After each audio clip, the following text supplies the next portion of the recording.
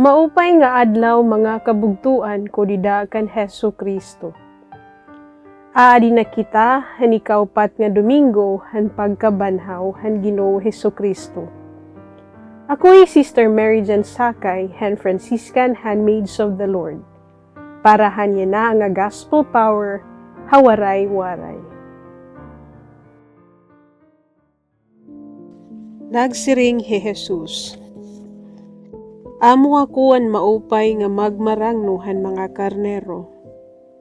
An maupay nga magmarangno, andam pag-unong han iya kinabuhi, tungod han mga karnero. An sinuhulan la kay diri magmarangno, ngan diri tag-iyahan mga karnero. Nabaya haira nga nakalagiw kung nakita hiyahin lubo. Sanglit tinatabag han lubo an mga karnero, nga nagsasarang hira. Nagkalagiw ang sinuhulan, kay sinuhulan man lahiya, ngan diri napaidhan mga karnero. Amo ako ang maupay nga magmarangno. Sugad nga nakilala na may haakon, nga nakilala akuhan amay. Haamo man nga paagi, nakilala ko hanakon karnero, nga nakilala man hira haakon. Nga nandam ako pag-unong hanakon kinabuhi tungod haira. Mayada iba nakon nga mga karnero nga diri sakop hini nga panon. Kinahanglan sakupon kuliwat hira.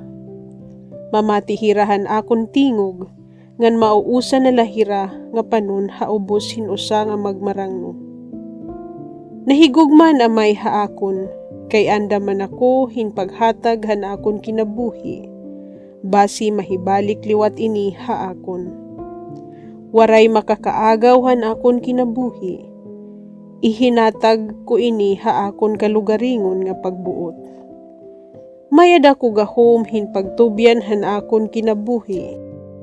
Nga mayda ko liwat gahom pagbawi hini. Amo ini an ipinagpabuhat haakon hanakon amay. An pagkalider, pirmi na hihuhulagway hinimahin, han magmarangno hin karnero. An pagkayunik, han kan Kristo pagpakilala ha iya kalugaringon, kumo magmarangno, dirila tungod han kwalifikasyon nga maupay hiya. Kundi, tungod gihapon, han relasyon hini hakros. Maupay an magmarangno, kun tinuod, nga nanginginano hiya han kaupayan han mga karnero. Hatubangan han kadelikaduhan, andam gihapon hiya hin pag-ula han iya kalugaringon nga kinabuhi para masiguro an kaupayan han iya mga karnero. Pero ginpakilala ni Jesus ang bag-o nga kwalifikasyon han pagiging maupay, han magmarangno. Hiyala ang nagistorya hin kinalugaringon nga paghatag han iya kinabuhi para maprotektahan an iya karnero. Nagpapakita ini nga ang pagkalider, kinahanglan maghatag hin hulos han iya kalugaringon pagserbi nga naghahatag hin kinabuhi. Iningahaw, diri mababaydan hinbisan ano.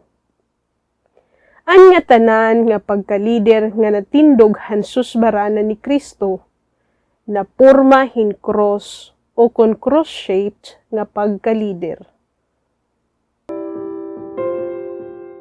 Ginoo nga Jesus, pagbayaw hin mga lider haamon, nga anda maghibaro han kinalugaringon nga pag-ula ug nakakahatag hin kinabuhi nga paagi hin pagkalider. Amen.